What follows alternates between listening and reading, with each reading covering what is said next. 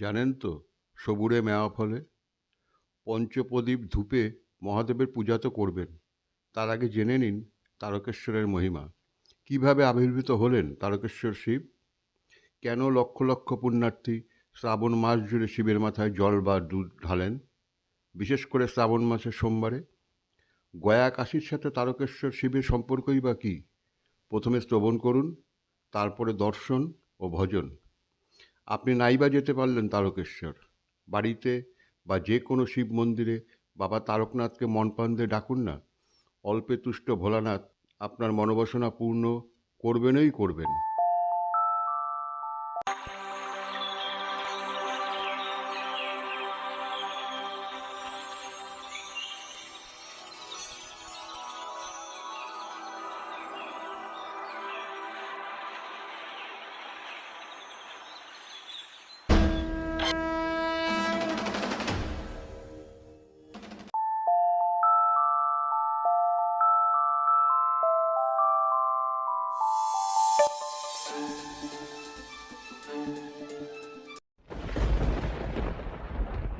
বাংলা বছরের চতুর্থ মাস হলো শ্রাবণ।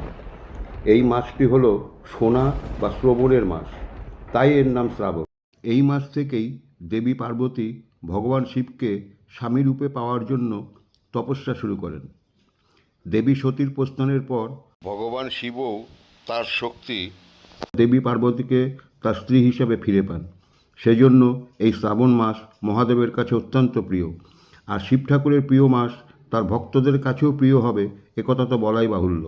স্বয়ং শিব ঠাকুরই স্বপ্নাদেশে বলেছিলেন, যে ব্যক্তি শ্রাবণের সোমবারে উপবাস করে এবং এই ব্রতকথা শোনে, তার সমস্ত দুঃখ দূর হয় এবং সমস্ত মনোকামনা পূর্ণ হয়। ব্রতকথা শুনতে চাইলে কমেন্টে জানাবেন, পরে না হয় চেষ্টা করা যাবে।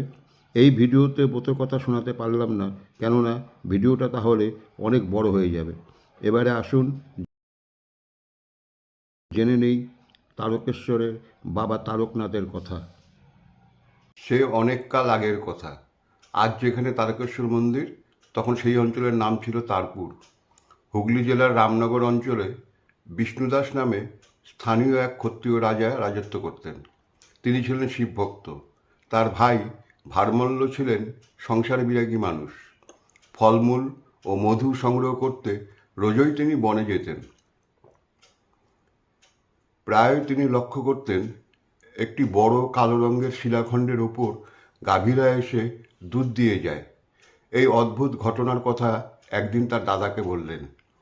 শিবভক্ত বিষ্ণুদাস বনে এসে সেই দৃশ্য দেখে শিহরিত হয়ে ওঠেন এবং ভাই ভারমল্লকে মন্দির নির্মাণের কথা বলেন। ভারমল্ল তখন লোক লস্কর নিয়ে সেই শিলাখণ্ড তুলে নিয়ে এসে রামনগরে প্রতিষ্ঠা করবার জন্য তোড়জোড় শুরু করেন। কিন্তু অনেক খুঁড়েও সেই পাথরখণ্ডের মূল খুঁজে পান না। কথিত আছে, সে সময় কোনো এক রাতে মহাদেব তাকে স্বপ্নে দেখা দেন এবং বলেন, শোনো ভারমল্ল, আমি স্বয়ম্ভু, আমি তারকেশ্বর। এই শিলাখণ্ডটি গয়া থেকে কাশী পর্যন্ত বিস্তৃত, সুতরাং বিচার চেষ্টা করো না। এই শিলাখণ্ড তোলা কার্যতই অসম্ভব। তুমি বরং এই পাথরখণ্ডের উপরেই একটি মন্দির তৈরি করো। এরপর স্বপ্নাদিষ্ট ভারমল্ল রাজার সহযোগিতায় সেখানে সেই শিলাখণ্ডের উপরেই একটি মন্দির নির্মাণে ব্রতী হলেন। ধীরে ধীরে গড়ে উঠল তারকেশ্বর মন্দির। ভারতবর্ষের জাগ্রত মন্দিরগুলির অন্যতম হল দেবাদিদেব মহাদেবের তারকেশ্বর মন্দির। এই মন্দিরে যদি কোনো ভক্ত মানত করে ভোলানাথের পূজা করেন, তবে তার মনস্কামনা নিশ্চিত রূপে পূর্ণ হয় বলে ভক্তদের বিশ্বাস। তাই তো দূর দূরান্ত থেকে এই মন্দিরে ভক্তদের আনাগোনা চলতেই থাকে। বিশেষ করে শ্রাবণ মাসের প্রতিটি দিন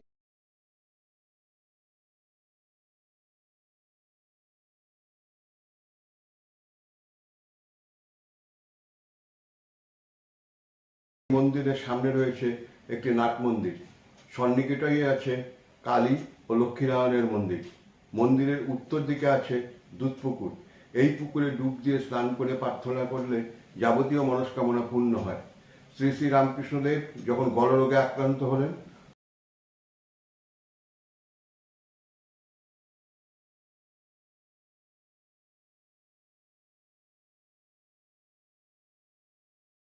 ঠাকুর বলেও ছিলেন, যাচ্ছ যাও, কিন্তু লাভ কিছু হবে না।